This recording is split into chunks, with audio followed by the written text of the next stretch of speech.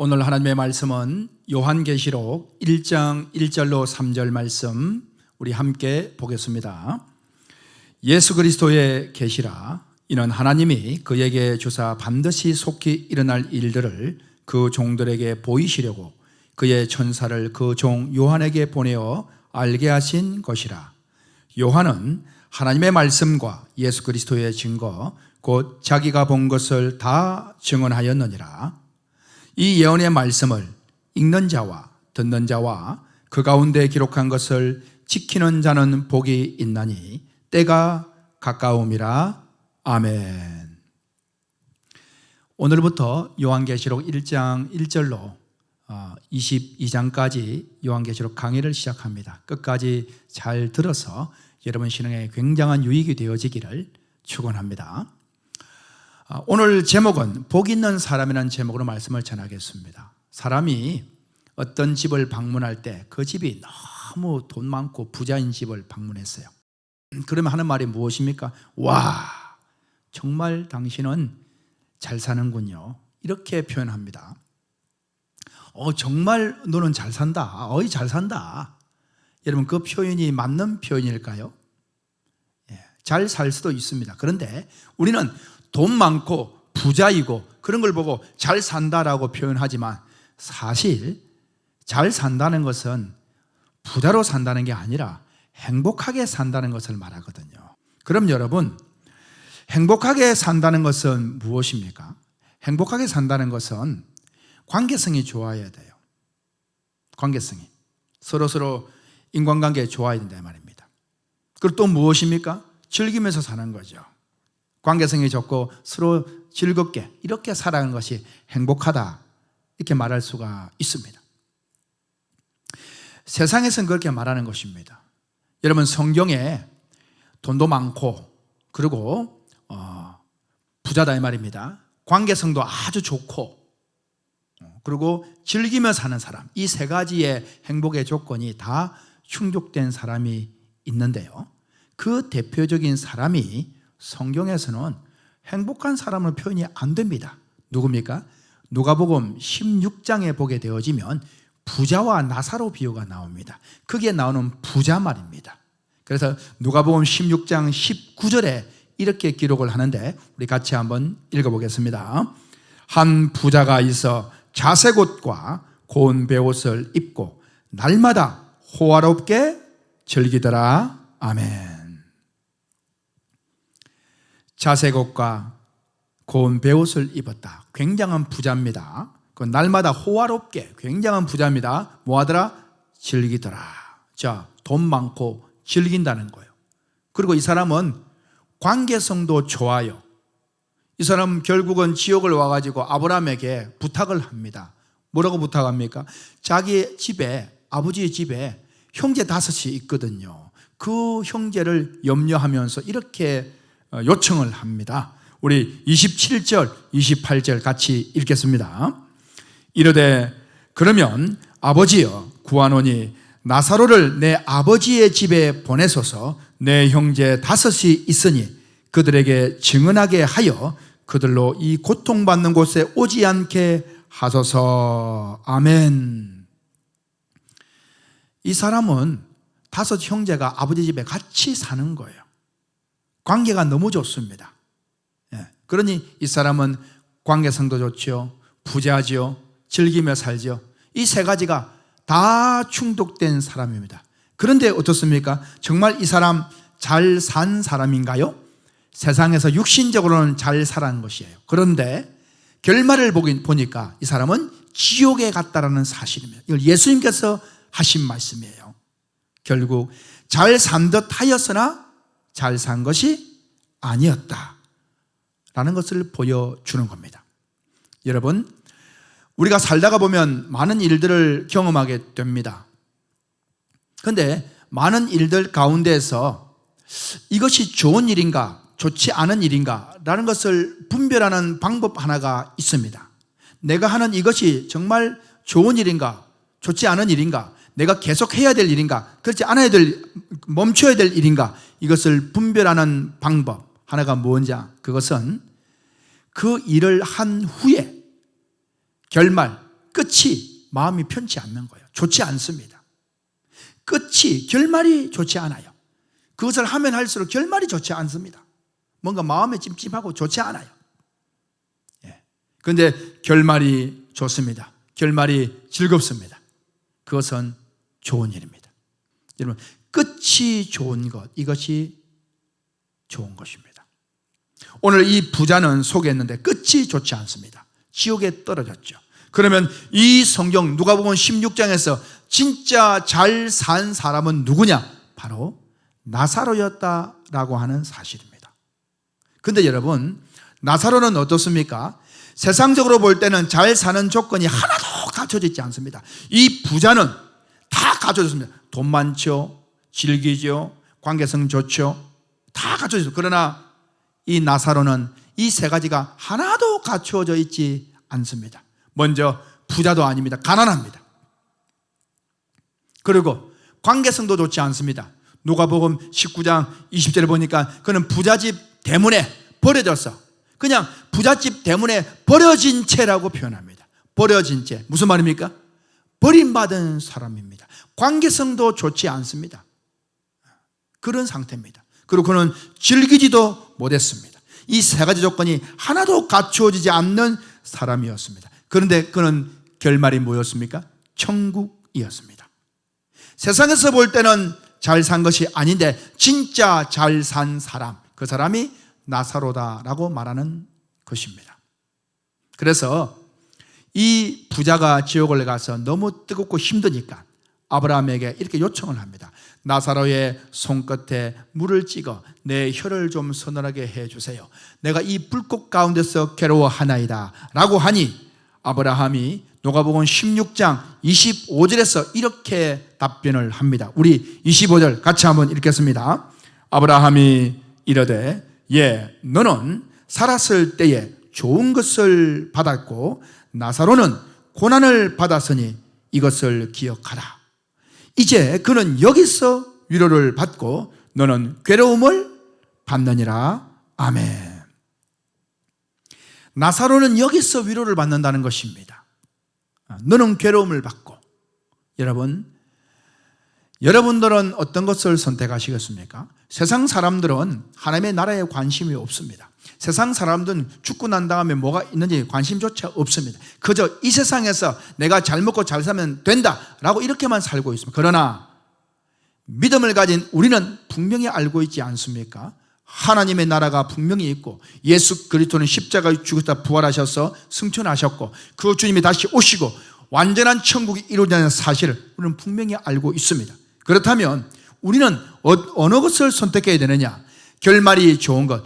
이 결말은, 세상 사람들의 결말은 죽음이 결말인 거예요. 죽을 때까지 잘 살면 그게 결말이 좋았다 이 말입니다. 그러나 우리의 결말은 죽는 것이 아닙니다. 죽음 이후의 삶도 계속 이어지는, 영생으로 이어지는 것입니다. 우리의 결말은 바로 사후에 예수 그리스도와 함께 천국을 누리는 그 영광을 말하는 것이겠죠. 그래서 이 나사로처럼 여기서 나사로는 위로를 받는다라는 선택, 우리는 그 길을 가는 것이 믿음의 길이라는 사실입니다. 세상이 가지고 있는 관점과 믿음의 관점은 완전히 다른 것입니다. 그리스도인들은 세상 사람들이 말하는 잘 사는 삶, 행복한 삶이 아니라 성경이 말하는 잘 사는 삶, 행복한 삶을 살아야 되겠습니다. 그러면 성경이 말하는 잘 사는 삶, 행복한 삶을 어떻게 표현하느냐? 오늘 요한계시록 본문에 나와 있는데 요한계시록 1장 3절 말씀을 우리 같이 한번 읽겠습니다. 우리 같이 봅니다. 이 예언의 말씀을 읽는 자와 듣는 자와 그 가운데 기록한 것을 지키는 자는 복이 있나니 때가 가까움이라. 아멘. 자, 이 말씀을 읽는 자, 듣는 자, 지키는 자는 뭐 한다고요? 복이 있다라고 말합니다. 자, 성경에서 믿음의 삶 속에서 말하는 잘 사는 삶, 행복한 삶의 다른 표현은 바로 복 있는 삶이라는 것입니다. 뭐 있다고요? 복 있는 삶. 그 복 있는 사람, 이 사람이 진짜 잘 산 사람, 행복한 사람입니다. 그래서 그리스도인들은, 세상 사람들은 당신은 행복하십니까? 라고 묻는다 할지라도 우리는 이렇게 되물어야 됩니다. 당신은 복된 사람입니까? 이렇게 물을 수 있어야 되겠죠. 그러면 여러분, 복 있는 삶을 사는, 영적으로 정말 행복한 삶을 사는 비결이 뭐냐? 오늘 3절 말씀에서 이 예언의 말씀을 읽는 자, 듣는 자, 기록한 것을 지키는 자는 복이 있다고 했습니다. 그러니 읽고 듣고 지키면 복되겠구나, 이렇게 생각합니다. 그래서 무조건 이 계시록 말씀을 읽기만 해도 복을 받는다, 그냥 듣기만 해도 복을 받는다, 이것을 지키면 복을 받는다, 이렇게 생각을 합니다. 그런데 여러분, 사실 이 표현은 그런 표현과 좀 많이 다릅니다. 무조건 읽어서 요한계시록은 뭐 10번, 100번 천독을 했다, 그런다고 되는 것이 아닙니다. 그럼 무엇을 말할까요?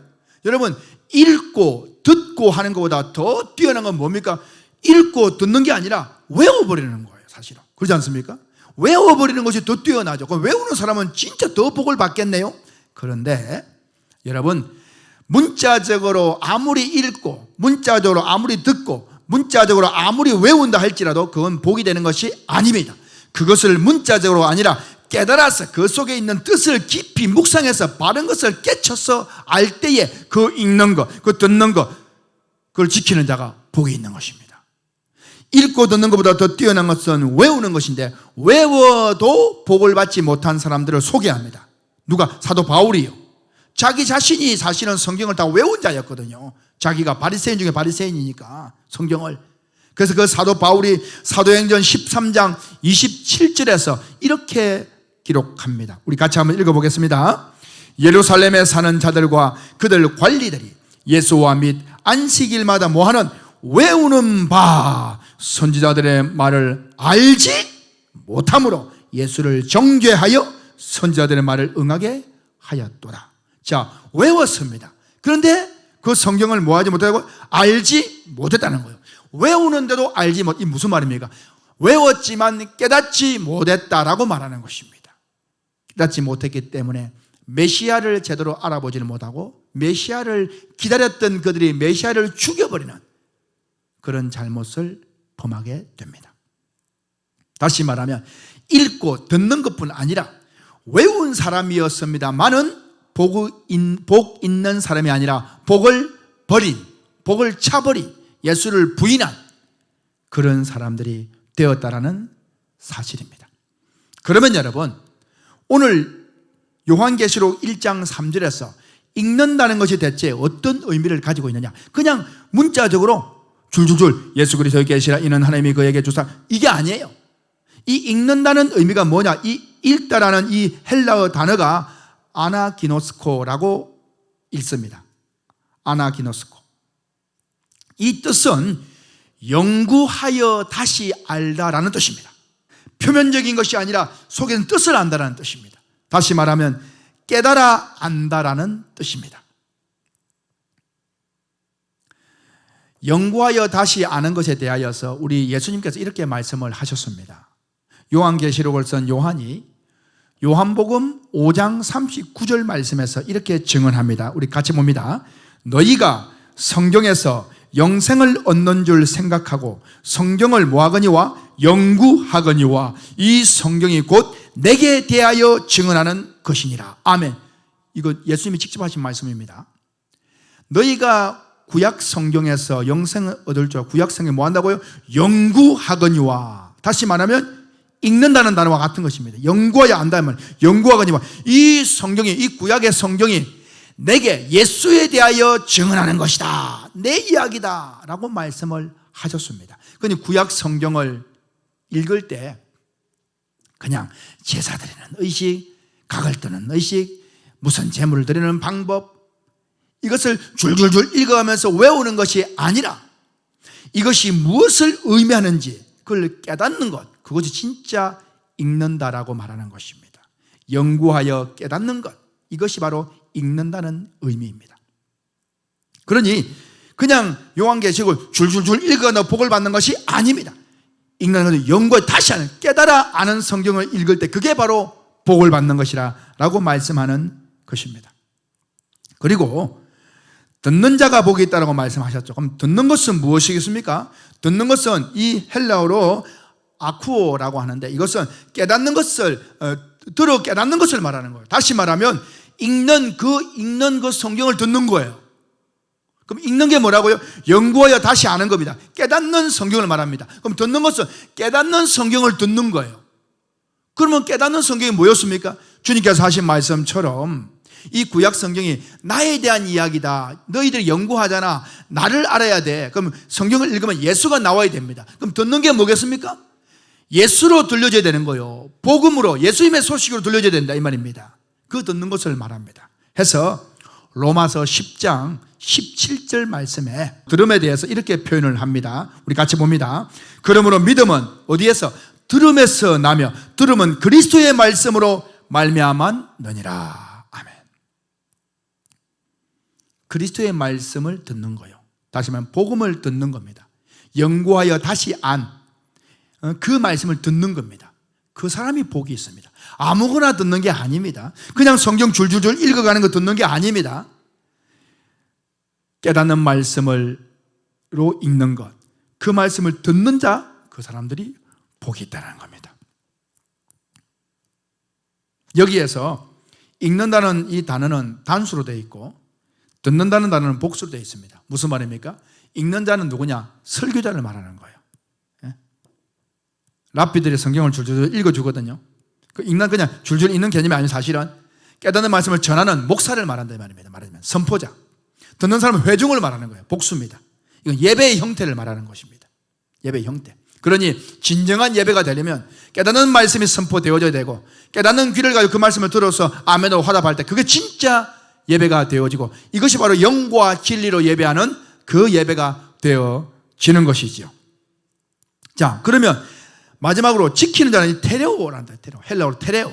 이 지킨다는 것은 우리가 어떤 행동으로 지킨다 이런 개념도 있지만 사실은 이 지킨다는 것은 뭘 지키느냐? 성을 지킨다라는 겁니다. 그럼 이때 지킨다는 건 뭡니까? 성을 지킨다는 것은 이 성을 빼앗으려는 악한 자가 있기 때문에 그 악한 자를 막아내는 것, 지켜내는 걸 말하는 겁니다. 왜? 내 성을 지켜내는 겁니다. 이 지킨다는 뜻이 테레오입니다. 그러면 여러분, 성중의 성이 무엇입니까? 성중의 성은 바로 우리 마음의 도성입니다. 이 마음을 뭐라고 말합니까? 성령이 거하는 집이다, 성전이다라고 말합니다. 그럼 우리는 이 마음을 지켜야 됩니다. 왜? 깨닫는 말씀을 읽는 그 말씀, 깨닫는 말씀 우리가 귀로 들었거든요. 그러면 그 말씀이 우리 마음속으로 들어왔겠죠. 다시 말하면 복음이 들어왔습니다. 복이 들어온 거예요. 이 복을 지켜내야 되는 겁니다. 테레오. 왜? 마귀는 이 복음의 말씀을 뺏어가려고 하거든요. 그 지키는 것입니다. 해서 구약 성경 잠언 4장 23절 말씀에 이렇게 기록합니다. 우리 같이 봅니다. 모든 지킬 만한 것 중에 더욱 네 마음을 지키라. 생명의 근원이 이에서 남이니라. 아멘. 예, 모든 지킬 만한 것 중에 네 마음을 지키라고. 왜? 여기에 말씀이 있기 때문에 말입니다. 그래서 오늘 이 예언의 말씀을 읽는 자, 듣는 자, 지키는 자가 복이 있다라고 말합니다. 복이 있는 사람은 이 세 가지입니다. 읽는 건 그냥 줄줄 읽는 게 아니에요. 읽는 것은 연구하여 깨닫는 말씀으로 읽는 것을 말하고 또 듣는 것은 그 깨닫는 말씀 듣는 그 자를 말하는 것이고 지키는 자는 그 깨닫는 말씀을 지키는 그 사람을 말하는 것입니다. 그 사람들이 복이 있다라고 말하는 것이죠.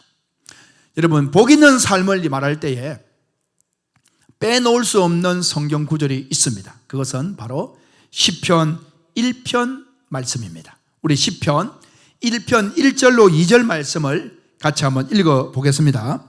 복 있는 사람은 악인의 꾀를 따르지 아니하며 죄인의 길에 서지 아니하며 오만한 자의 자리에 앉지 아니하고 오직 여호와 율법을 즐거워하여 그 율법을 주야로 묵상하는 도다. 아멘.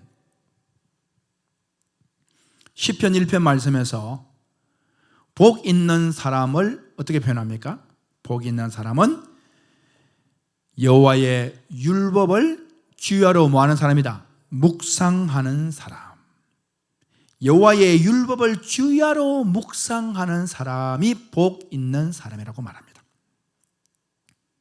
자, 그러면 여기서 여러분 중요한 단어가 무엇이냐? 복 있는 사람의 중요한 단어가 묵상이라고 하는 단어입니다.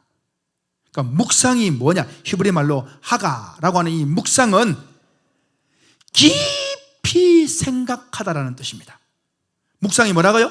깊이 생각하다. 이것은 깊이 연구하여 다시 아는 깨달음을 말한다 이 말입니다.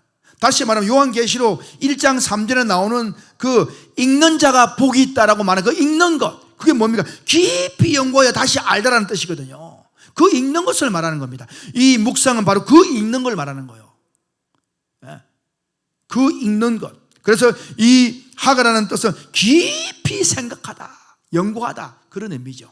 그러니 복 있는 사람은 율법을 주야로 묵상한다 했으니, 그러면 이 묵상되어진 율법, 주야로 묵상되어진 율법은 어떤 성경이겠습니까? 이것은 그냥 문자적인 율법이 아니겠죠. 이 연구되어진, 묵상되어진 율법, 연구되어진 율법은 이 구약 성경은 내게 대하여 기록한 것이다 말한 요한복음 5장 39절 말씀처럼 이 묵상되어진 율법은 바로 그 율법 문자적인 자체가 아니라 예수로 표현되어야 되겠죠. 예수로 설명되어야 되겠죠. 다시 말하면 복음이 되어져야 되겠죠. 그러니 이 율법은 율법 자체가 아니라 복음을 말한다는 사실입니다. 묵상되어진 율법은 바로 복음입니다. 한마디로 말하면. 그래서 복 있는 사람은 어떤 사람이냐? 율법의 말씀을 잔뜩 가지고 있는, 성경을 많이 외워서 성경 말씀을 많이 알고 있는 그런 알미 아니라 묵상되어진 율법, 다시 말하면 복음으로 많이 깨닫고 있는 그 사람이 진짜 복 있는 사람이요, 복음이 있는 사람이요, 말씀이 있는 사람이다라는 것입니다. 그래서 복 있는 사람이라는 다른 표현은 복음이 있는 사람, 다른 표현은 말씀, 깨닫는 말씀을 가진 사람이 복 있는 사람입니다. 자, 그러니 시편 1편 1절에서 이렇게 표현하지 않습니까?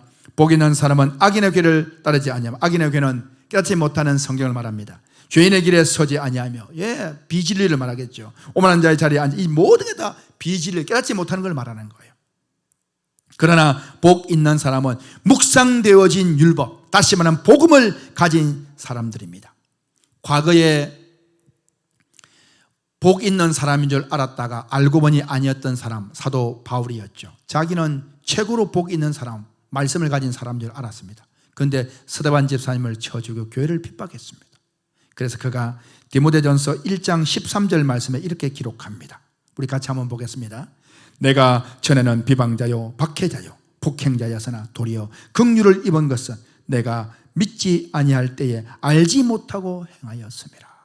그는 알지 못하고 행했다고 말합니다.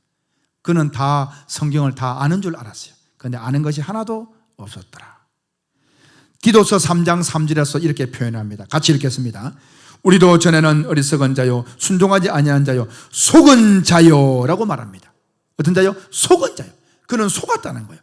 율법적인 신앙, 깨닫지 못하는 신앙은 바로 속고 있는 신앙입니다. 문자적인 신앙, 속고 있는 것이에요. 그걸 깨달아야 되는 것입니다. 세상 사람들은 우리에게 당신은 행복한 사람입니까? 라고 묻는다 할지라도 우리는 이렇게 되물어야 됩니다. 당신은 복 있는 사람입니까? 당신은 복음이 있는 사람입니까? 당신은 깨닫는 말씀이 있는 사람입니까? 라고 되물어야 됩니다. 오늘 복 있는 사람은 바로 그 말씀을 말하는 것입니다. 오늘부터 강해되어진 이 말씀들을 통해서 여러분들 진정으로 복 있는 사람 되어지기를 예수 그리스도 이름으로 축복합니다.